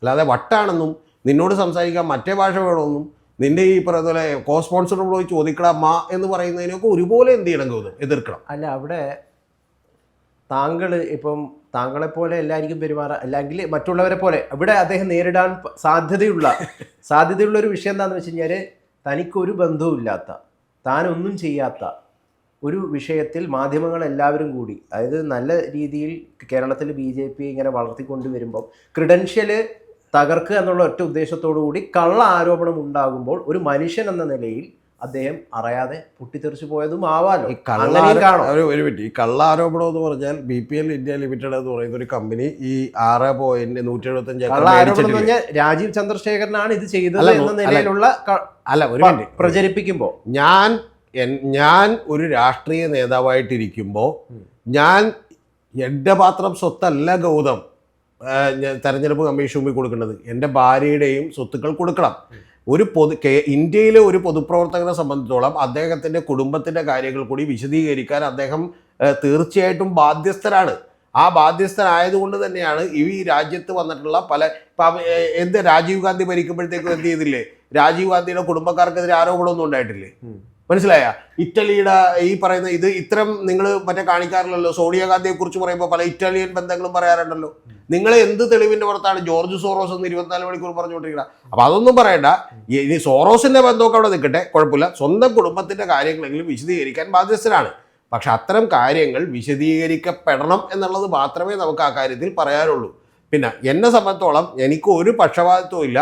മെസ്സി വരും എന്ന് പറഞ്ഞാൽ മെസ്സി വന്നില്ലെങ്കിലോ ഇത്രേ ഉള്ളൂ, ഒരു പ്രതീക്ഷ. അതങ്ങനെ പോയി. മെസ്സി വന്നില്ലെങ്കിൽ ഇത്രേ ഉള്ളൂ, മെസ്സി വന്നാലും ഇത്രേ ഉള്ളൂ. മെസ്സി വരും എന്ന് പറഞ്ഞിട്ട് സോഷ്യൽ മീഡിയയിലൊക്കെ ആളുകൾ പറയുന്ന പോലെ പറ്റിച്ചു. താങ്കൾ പറയുന്ന പോലെ ടെക്നിക്കലി നോക്കാനാണെങ്കിൽ പറ്റിച്ചു എന്ന് പറയാൻ പറ്റില്ല. FA എന്ന് പറയുന്ന അർജന്റീന ഫുട്ബോൾ അസോസിയേഷൻ പറഞ്ഞിരുന്നു ഇങ്ങോട്ട് വരുമെന്ന്. പക്ഷെ ഇങ്ങോട്ട് വരുമ്പോൾ ഇവിടെ ഒരു സ്റ്റേഡിയം ഇല്ല. അത് കറക്റ്റാണ്. ആ സ്റ്റേഡിയം ഇല്ലാതായിരിക്കുമ്പോൾ സ്വാഭാവികമായിട്ടും അവർക്കൊന്നും കളിക്കാൻ പറ്റില്ല. മനസ്സിലായി? ഞാൻ സത്യം പറഞ്ഞിട്ടുണ്ടെങ്കിൽ ഞാൻ വിചാരിച്ചിരുന്നു ദൈവം ഇത് വരല്ലേന്ന്. എന്താണെന്നറിയാമോ? ആ സ്റ്റേഡിയത്തിൽ ഗൗതം കയറിയിട്ടുണ്ട്. ഒരു 50,000 പേർക്കും കയറിയിട്ടുണ്ട്. ഞാൻ അതിൽ ലാസ്റ്റ് കയറിയത് MI ഷാനവാസും ഞാനോ കൂടി ഒരു VIP ഗാലറിയിൽ നിന്ന് കളിയേണ്ടതാണ്. എൻ്റെ പൊന്ന് ഗൗതം, അവിടെ ക്യാമറ വെച്ചിട്ടുണ്ടെങ്കിൽ ക്യാമറ ചെറുക്കുകയും ആ സ്റ്റേഡിയം കിടന്ന് കുലുങ്ങും. ഒരു 50,000 പേര് കയറി. അപ്പം വല്ല 60,000 70,000 പേരെങ്ങനെ അതിനകത്ത് കയറിയാൽ വലിയ ദുരന്തമായി തീരും. മനസ്സിലായി? അപ്പം അതുകൊണ്ട് ഇതൊക്കെ വരണമെങ്കിൽ ഇവിടെ FIFA ഇന്റർനാഷണൽ സ്റ്റാൻഡേർഡിലുള്ള ഒരു സ്റ്റേഡിയം എന്ത് ചെയ്യണം? വേണം. ആ സ്റ്റേഡിയം വന്നില്ല എന്ന് പറയുമ്പോൾ ടെക്നിക്കലിയാണ് താങ്കൾ പറയുന്നതെങ്കിൽ ഈ വിൻഡോയിൽ വരില്ല, അടുത്ത വിൻഡോയിൽ വരുമെന്നാണ് ആൻഡോ പറഞ്ഞേക്കണം. 135 കോടി രൂപ അടച്ചു, 170 കോടി രൂപ അടച്ചു എന്നാണ് പറഞ്ഞേക്കണം. അപ്പോൾ ടെക്നിക്കലി ആണെങ്കിൽ അവിടെ നിന്ന് നമ്മൾ അർജന്റീനൻ ഫുട്ബോൾ അസോസിയേഷൻ ഇപ്പോൾ ഏതാണ്ട് 150-300 മെയിലായിട്ട് ഇവിടെ പോയിട്ടുണ്ട്. അപ്പോൾ അതിലേതെങ്കിലും മെയിലിൽ അവർ റിപ്ലൈ തരണം. അങ്ങനെയൊന്നും ഉണ്ടായിട്ടില്ല. അപ്പോൾ അതുകൊണ്ട് ടെക്നിക്കലി മാത്രമായിട്ടും സാങ്കേതികപരമായിട്ടും കാര്യങ്ങളെ കാണാൻ രാജീവ് ചന്ദ്രശേഖരന്റെ കാര്യത്തിൽ നമ്മൾ അങ്ങനെ കാണണം. ആൻഡോയുടെ കാര്യത്തിൽ കാണണ്ടെന്ന് പറയുന്ന നിലപാട് പറ്റില്ല. ആൻഡോയുടെ കാര്യത്തിൽ അങ്ങനെ കാണണം. അങ്ങനെ കാണണമെങ്കിൽ അങ്ങനെ കാണണമെന്ന് എനിക്ക് നിർബന്ധമില്ല. ഞാൻ ടെക്നിക്കലി മാത്രം കാര്യങ്ങളെ കണ്ടാൽ പോരാ. അല്ല, പക്ഷെ ആൻഡോന്റെ പ്രശ്നം എന്താ വെച്ചാൽ നേരത്തെ മരമുറിയൊക്കെ ആയിട്ട് ബന്ധപ്പെട്ടുള്ള വിഷയമുണ്ടല്ലോ. മരമുറിയായിട്ട് ബന്ധപ്പെട്ടിട്ടുള്ള വിഷയമുണ്ട്, മാംഗോ ഫോണുമായി ബന്ധപ്പെട്ടിട്ടുള്ള വിഷയമുണ്ട്, നിരവധി കാര്യങ്ങളുണ്ട്. ഇനിയിപ്പോൾ ഒരു വിഷയം ഇല്ലെന്ന് തന്നെ വിചാരിക്കും. ഇതില്ലെങ്കിൽ പോലും ഒരു ഭയങ്കരമായ ഒരു എഫേർട്ട് എടുത്ത് ഒരുത്തരം ഒരു കാര്യം ചെയ്യാമെന്ന് വിചാരിച്ചാൽ ഇവിടെ വലിയ തോതിലുള്ള എതിർപ്പുണ്ടാവും. ഇപ്പോൾ പൃഥ്വിരാജിനോട് എന്താണ് ആളുകൾക്ക് കുഴപ്പമെന്ന് വെച്ചാൽ പൃഥ്വിരാജ് വലിയ മോഹങ്ങളും സ്വപ്നങ്ങളും ഒക്കെ ഉറക്കെ പറയുന്ന ഒരാളാണ്. ആൻഡോ അതിനേക്കാളും തീവ്രമായി പറയുന്ന ഒരാളാണ്. മനസ്സിലായി? അതിൻ്റെ പിന്നിലൊക്കെ ചില കാര്യങ്ങളുണ്ട്. ഞാനിപ്പോൾ കഴിഞ്ഞ വീഡിയോയിൽ പറഞ്ഞിട്ടുണ്ടായിരുന്നു, ഈ ആൻഡോയുടെ കയ്യിലുള്ള കാശ് ആൻഡോയുടെ കയ്യിലുള്ള കാശല്ല. ആൻഡോയെ വേറെ ചില ആളുകൾ പ്രൊജക്റ്റ് ചെയ്ത് മുമ്പിലേക്ക് നിർത്തിയേക്കുന്നതാണ്. മനസ്സിലായ? അതിന്റെ പിന്നിലുള്ള പലരും പ്രചരിപ്പിക്കുന്നത് പോലെ ഗോകുലം ഗോപാലേട്ടനൊക്കെയാണോ ഇത്? ഞാൻ മിനിഞ്ഞാന്ന് പറഞ്ഞാണ് ഗൗതം. എന്റെ വീഡിയോ അധികം പേര് കണ്ടിട്ടില്ല, അതുകൊണ്ട് കുഴപ്പമില്ല. ഞാനിത് മിനിഞ്ഞാന്ന് പറഞ്ഞു. ഇപ്പൊ എനിക്ക് എന്താ പറഞ്ഞു വേറെ ആളുകൾ ഞാൻ പറഞ്ഞിട്ടുണ്ട് ഗോപാലഞ്ചന്റെ പണമാണ്. ഗോപാലഞ്ചന്റെ പണമാണെന്നുള്ളതും അതിനപ്പുറത്തുള്ള കാര്യങ്ങളും എനിക്കറിയാം. അത് പറയാൻ പറ്റില്ല. ഇതിന്റെ കാര്യം എന്താ വെച്ചാൽ ഇത്തരത്തിലുള്ള സമ്പന്നർക്ക് ഒരു പ്രധാനപ്പെട്ട കാര്യം വേണം. എന്താ പറഞ്ഞാൽ ഇതുപോലെയുള്ള ആളുകൾ ഫ്രണ്ടിൽ നിർത്താൻ വേണ്ടി വേണം. ആ ഫ്രണ്ടിൽ നിർത്തുമ്പോൾ എന്താ ഗുണമെന്ന് വെച്ചിട്ടുണ്ടെങ്കിൽ ഗൗതം അറിയേണ്ടത് അവരെന്ത് ചെയ്തോളും, എല്ലാ തലവേദന അവരെ ഏറ്റെടുത്തോളും. അതായത് ഗൗതത്തിൻ്റെ കയ്യിൽ വലിയ കള്ളപ്പണം ഉണ്ടെന്ന് വിചാരിക്കും. ആ കള്ളപ്പണം ഗൗതം വിദേശത്ത് കൊണ്ടുപോകുന്നു. വിദേശത്ത് നിന്ന് അത് വൈറ്റ് മണി ആയിട്ട് ഇങ്ങോട്ട് കൊണ്ടുവരാം. പക്ഷെ കൊണ്ടുവരുമ്പോൾ ഇവിടെ ആരെങ്കിലും വേണം. ഗൗതത്തിൻ്റെ പേരിൽ തന്നെ കൊണ്ടുവരാൻ പറ്റില്ല. അപ്പോൾ അത്തരത്തിൽ ആളുകൾ വേണം. ആ ആളുകളിൽ ഒരാളാണ് യഥാർത്ഥത്തിൽ ആൻഡോ. അതുകൊണ്ടാണ് കേരളത്തിലെയും ഇന്ത്യയിലെയും ഒരു ബിസിനസ്സുകാർ, സാധാരണ ബിസിനസ്സുകാരോടൊക്കെ ചോദിച്ചു, ഗൗതം വേണമെങ്കിൽ ഏറ്റവും വലിയ, ഞാൻ ഒരുപാട് വലിയ ബിസിനസ്സുകാരെ കണ്ടിട്ടുണ്ട് കേരളത്തിൽ. 50,000 കോടി രൂപയുടെ ബിസിനസ് നടത്തുന്ന ജ്വല്ലേഴ്സിൻ്റെ ഓർഡറെ പോലും ഞാൻ കണ്ടിട്ടുണ്ട്. ഞാൻ ഗൗതം ചോദിച്ചു എങ്ങനെയുണ്ടെന്ന് ചോദിച്ചാൽ അവർ പറയും ബുദ്ധിമുട്ടിയൊക്കെ പോകണമെന്ന് പറയും. അല്ലെ, ഗോപാലേട്ടന് കള്ളപ്പണ ഇടപാടുണ്ടെന്നാണോ പറയുന്നത്? ഗോകുലം ഗോപാലൻ ചേട്ടന് കള്ളപ്പണ ഇടപാടുണ്ടോ ഇല്ലേ എന്നുള്ളത് പറയാൻ ഞാൻ ആളല്ല. അത് പറഞ്ഞിട്ടുള്ള കേസിന് എനിക്ക് താല്പര്യമില്ലാത്തതുകൊണ്ടാണ്. കാരണം കാര്യമൊക്കെ എല്ലാവർക്കും മനസ്സിലാവും. പക്ഷേ ഗോകുലം ഗോപാലൻ ചേട്ടനെ സംബന്ധിച്ചോളം, അല്ല താങ്കൾ എന്നെ പെടുത്താന്ന് വിചാരിക്കണ്ടേ. എൻ്റെ വാക്കുകളിൽ ഒരു വാക്ക് പോലും ഞാൻ അറിയാതെ വരില്ല. ഇത് ഞാൻ പറഞ്ഞാലും ഒന്നും ചെയ്യാനില്ല, അത് വേറെ കാര്യം. ഞാൻ പറയുന്നത് ഇതുപോലെയുള്ള ആളുകൾക്ക് വിദേശത്ത് കൊണ്ടുപോയി പണം ഉണ്ടാക്കുകയും അവിടെ നിന്ന് ഇങ്ങനെ പല റൂട്ടുകളിലും ഇങ്ങോട്ട് പണം വരാൻ ആൻഡോയെ പോലെയുള്ള ആളുകൾക്ക് വേണം. അതുകൊണ്ടാണ് ആൻഡോ പലപ്പോഴും ഞാൻ വലിയ സമ്പന്നനാണ്, ഞാൻ വലിയ കോടീശ്വരനാണ്, ഇപ്പം എൻ്റെ കയ്യിൽ 2,000 കോടി രൂപ ടേൺ ഓവർ ഉണ്ട്, 1000 കോടി രൂപ ടേൺ ഓവർ ഉണ്ട് എന്നൊക്കെ പറയുന്നത്. ഈ ആൻഡോയുടെ കമ്പനികൾ ഏതൊക്കെയെന്ന് നിങ്ങൾക്കറിയും? ആൻഡോയുടെ കമ്പനി ഒന്നെന്ന് പറയുന്നത്, ആൻഡോയുടെ ഗ്രൂപ്പിൻ്റെ പേര് എമറാജ് ഗ്രൂപ്പ് എന്ന് പറഞ്ഞ ഗ്രൂപ്പാണ്. എമറാജ്. ആ എമറാജ് ഗ്രൂപ്പിൻ്റെ പേരിലുള്ള കമ്പനികളിൽ ഏറ്റവും വലിയ കാര്യം എന്ന് പറയുന്നത്, ഒരു കമ്പനിയുടെ പേര് കൊച്ചമണി ഫുഡ് പ്രൊഡക്ട്സ് എന്നാണ്. കേട്ടിട്ടുണ്ടോ? ഇല്ല, കേട്ടില്ല. കേട്ടിട്ടില്ലേ? കൊച്ചമണി ഫുഡ് പ്രൊഡക്ട്സ് വയനാട് നിന്ന് ഉണ്ടാക്കുന്നതാണ്. ഞാൻ ആ കമ്പനി വിളിച്ചിരുന്നു. അപ്പോൾ അവർ ശരിക്കും കറി മസാലയൊക്കെ ഉണ്ടാക്കി വെക്കുന്ന ചെറിയൊരു കമ്പനിയാണ്. അടുത്ത കമ്പനിയുടെ പേര് ട്രെൻഡി റോയ് അപ്പാരൽ കമ്പനി എന്നാണ്. 399 രൂപ, 499 രൂപ, 599 രൂപക്കൊക്കെ ടീഷർട്ടായി കിട്ടും. ടീഷർട്ടാണല്ലേ? ടീഷർട്ടായി കിട്ടും. അത് തിരുപ്പൂരാണ് ആ കമ്പനിയുള്ളത്. ഓക്കെ. രണ്ടാമത്തെ കമ്പനി എന്ന് പറയുന്നത് യമരാജ് റിയൽ എസ്റ്റേറ്റ് ആണ്. യമരാജ് റിയൽ എസ്റ്റേറ്റ് എന്ന് പറഞ്ഞാൽ ഗോത്തിനറിയോ? കേട്ടിട്ടുണ്ട്. അമേരിക്കയിലും മറ്റേ ഇവിടെയൊക്കെ, ഞാനത് കേട്ടിട്ടേ ഇല്ല. അമേരിക്കയിലൊക്കെ ഉള്ള അല്ല റിയൽ എസ്റ്റേറ്റ് എന്ന് പറഞ്ഞാൽ അവർ അമേരിക്കയിലും അങ്ങനെ ഇവിടെയൊക്കെ ചെയ്യുന്ന ബ്ലോഗിൻ്റെ ലിങ്ക് എടുത്ത് കൊടുത്തേക്കാണ്. അവർ അവിടെയൊക്കെ സ്ഥലം മേടിക്കാൻ, വില്ല മേടിക്കാൻ നിങ്ങൾ അഡ്വൈസ് ചെയ്യുന്നു എന്ന് പറയുന്നത്. പിന്നെ ഉണ്ട് ബ്ലാക്ക് കോഫി എന്ന് പറഞ്ഞൊരു പരിപാടിയാണ്, കാപ്പിപ്പൊടി വിൽപ്പനയാണ്. ഓക്കെ. പിന്നെ ഒരെണ്ണമെന്ന് പറയുന്നത് മറ്റേ ഹോളിഡേ ഇൻ ഗോകുലം അതെന്നൊക്കെ പറഞ്ഞു കൊടുത്തിട്ടുണ്ട്. അതിനകത്ത് അവരുടെ യമരാജിൻ്റെ വെബ്സൈറ്റിലാണ്. അപ്പം ഇതിലൊക്കെ ഇനി അവരുടെ അടുത്ത തമാശ എന്താണെന്ന് വെച്ചാൽ മലേഷ്യ, GCC, ആഫ്രിക്ക, ഇന്ത്യ ഇവിടെയൊക്കെയാണ് അവർക്ക് കമ്പനികളുള്ളത്.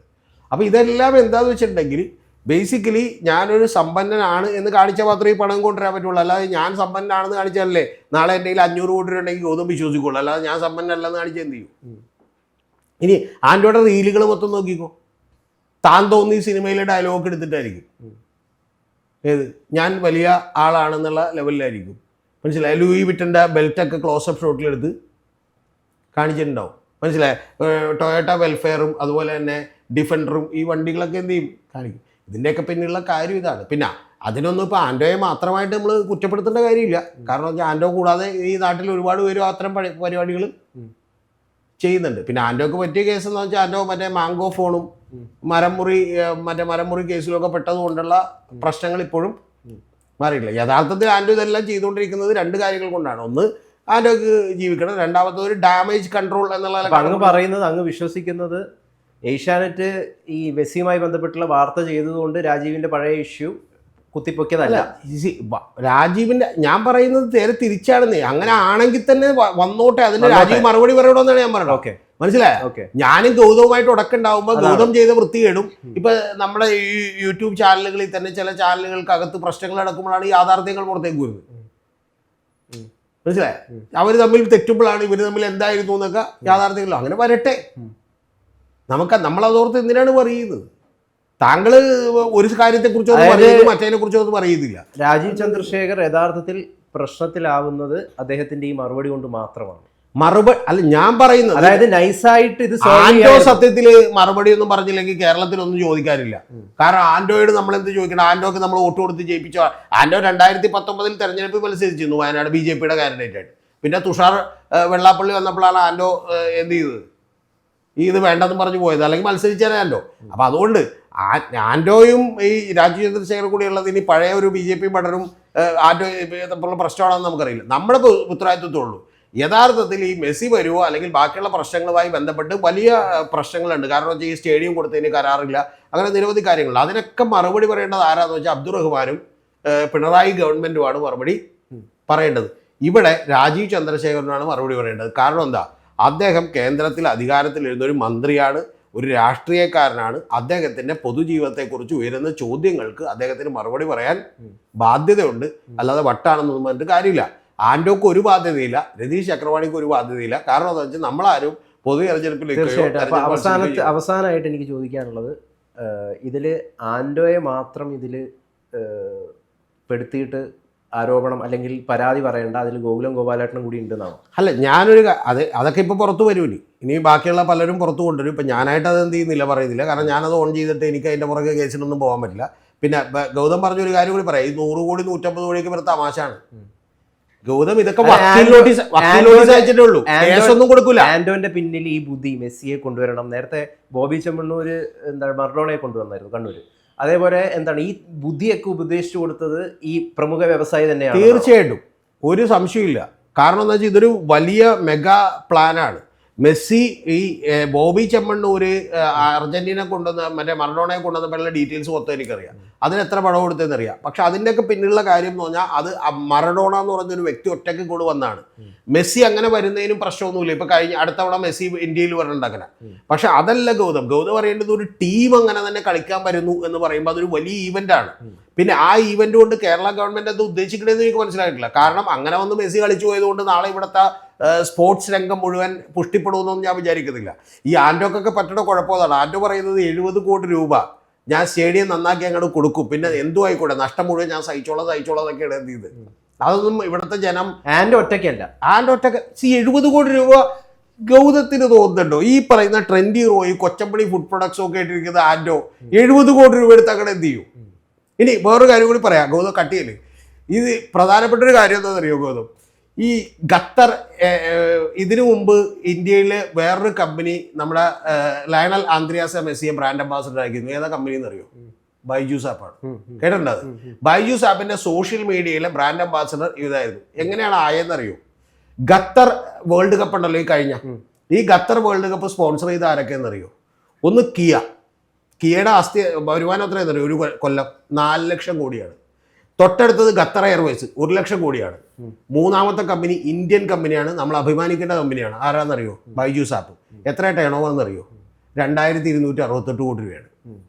2268 കോടി രൂപയുള്ള ബൈജൂസ് ആപ്പ് ഒന്നും പോയി സ്പോൺസർ ചെയ്യേണ്ടതല്ല എന്ത്, ഖത്തർ വേൾഡ് കപ്പ്. അപ്പൊ ഇതാണ് ബൈജുവിന്റെ ഈ പറയുന്ന പോലെ നാശത്തിന്റെ ഒരു ആരംഭങ്ങളിലൊന്ന്. ഇതിന്റെ ഡീറ്റെയിൽസ് ഒക്കെ ഞാൻ വേറെ ഒരു ചാനലിൽ വീഡിയോ ചെയ്തുകൊണ്ട് ഞാൻ പറയുന്നില്ല. ഏതാണ്ട് അതേപോലെ തന്നെ ഒരു പുലിവാലിലേക്കാണ് യഥാർത്ഥത്തിൽ ആൻഡോ കയറി പിടിച്ചേക്കുന്നത്. പിന്നെ ആൻഡോ പിടിക്കുമ്പോൾ ആൻഡോ അറിയേണ്ട ഒരു കാര്യം എന്ന് പറഞ്ഞാൽ, ഒന്നാമത്തെ പൃഥ്വിരാജൊക്കെ സംസാരിക്കുന്ന പോലെ സംസാരിച്ചാൽ ഇഷ്ടപ്പെടും. ആൻഡോ പുലിവാലിലായിരിക്കുകയാണ് തീർച്ചയായിട്ടും, ഒരു സംശയമില്ല.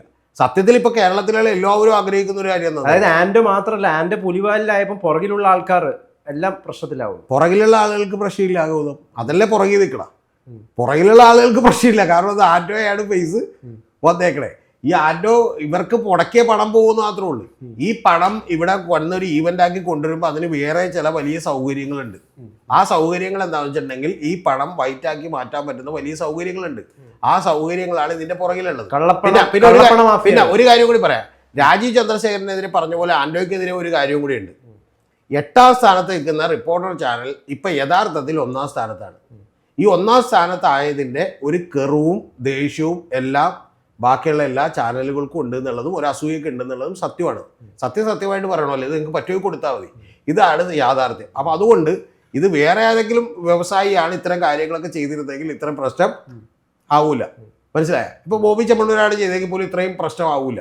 പക്ഷെ ഇത് എന്തുകൊണ്ട് ആൻഡോ ചെയ്യുമ്പോൾ പ്രശ്നമാകുന്നു പറഞ്ഞാൽ, ആൻഡോയ്ക്കെതിരെ ആളുകൾ ഇങ്ങനെ നോക്കിക്കൊണ്ട് നിൽക്കുകയാണ്. അതിന്റെ അർത്ഥം യഥാർത്ഥ ഒരു കാര്യം കൂടി തോന്നുന്നു. വേറൊരു പ്രശ്നം കൂടി ഉണ്ട്, റിപ്പോർട്ടർ CPM അനുകൂല സ്റ്റാൻഡാണ് പലപ്പോഴും എടുക്കുകയും ചെയ്യുന്നത്. അതിന്റെ ഒരു ഇതും കൂടിയുണ്ട്. റിപ്പോർട്ടർ CPM അനുകൂല സ്റ്റാൻഡാണ് എടുക്കുന്നത് എന്നുള്ള കാര്യത്തിലൊന്നും ഒരു സംശയമില്ല. അതുകൊണ്ട് റിപ്പോർട്ടർ മാത്രമല്ല 24 ന്യൂസും അതുപോലെ ന്യൂസ് മലയാളം ഒക്കെ ഈ നിലപാടാണ് എടുക്കുന്നത്. പക്ഷെ അതിനിടയിൽ പോലും സ്പ്ലിറ്റ് ഉണ്ട്. ഗ്രൂപ്പിന്റെ ഉള്ളിൽ ഗ്രൂപ്പ് എന്ന് പറയുന്ന പോലെ ഇപ്പൊ 24 ന്യൂസാണ് വളരെ അഗ്രസീവായിട്ട് എന്ത് ചെയ്യുന്നത്, ഈ കാര്യത്തിൽ ഇടപെടുന്നത്. അതുപോലെ ന്യൂസ് മലയാളമൊക്കെ തന്നെ ഇതിനെ സപ്പോർട്ട് ചെയ്തൊന്നും സംസാരിക്കണമെന്നില്ല. ഞാൻ പറഞ്ഞത് ആൻഡോക്കെതിരെ ഇത് പിൻ പോയിന്റ് ചെയ്യപ്പെട്ടതിൻ്റെ കാര്യം വേറെ ഏതെങ്കിലും വ്യവസായി ആണെങ്കിൽ ഇത് ഉണ്ടാവില്ല. പക്ഷേ അവരുടെ ഏറ്റവും ഫ്ലാഗ്ഷിപ്പ് ആയിട്ടുള്ള ഒരു പരിപാടിയും പ്രോഗ്രാമും എന്ന് പറയുന്ന ഒറ്റ കാര്യമാണ്, അത് റിപ്പോർട്ടർ ചാനലാണ്. റിപ്പോർട്ടർ ബ്രോഡ്കാസ്റ്റിംഗ് കമ്പനി എന്ന് പറഞ്ഞ കമ്പനി യഥാർത്ഥത്തിൽ റിപ്പോർട്ടർ നടത്തുന്ന അതല്ല. റിപ്പോർട്ടർ നടത്തുന്ന കമ്പനിയുടെ പേര് Indo Asian news private limited എന്ന് പറഞ്ഞാൽ നേരത്തെയുള്ള എം.വി. നികേഷ് കുമാർ എന്ന കമ്പനിയാണ്. ആ സമയം മുതൽ ഇവർ ഇതിനകത്ത് ഇൻവെസ്റ്റ് ചെയ്തതാണ്. ഇനി ഒരു കാര്യം കൂടി പറയാം, ബിസിനസ്സിൽ പരാജയങ്ങളൊക്കെ ഉണ്ടായാൽ നമ്മളപ്പം തന്നെ തട്ടിപ്പ് എന്ന് പറയും. അതിനെയും ഞാൻ അനുകൂലിക്കുന്നില്ല. പകരം ബിസിനസ്സിൽ പരാജയങ്ങൾ ഉണ്ടായാൽ അടുത്തൊരു ബിസിനസ്സിനെ കുറിച്ച് ആലോചിക്കുകയും അതിൽ ഉയർന്നു വരികയൊക്കെ ചെയ്യുമ്പോഴും നമുക്ക് വലിയ പ്രശ്നങ്ങൾ ഉണ്ട്. ഇതൊരു മിക്സ്ചർ ഓഫ് ഒപ്പീനിയനായിട്ട് തോന്നാം, പക്ഷെ അത് തന്നെയാണ് എനിക്ക് പറയാനുള്ളത്. അല്ലാതെ ഒരാളെ അടച്ച് കുറ്റപ്പെടുത്തുകയോ അടച്ച് സപ്പോർട്ട് ചെയ്യുകയോ ചെയ്യേണ്ട ആവശ്യം എനിക്കില്ലാത്തതുകൊണ്ട് സത്യം ഞാൻ പറഞ്ഞതേ ഉള്ളൂ.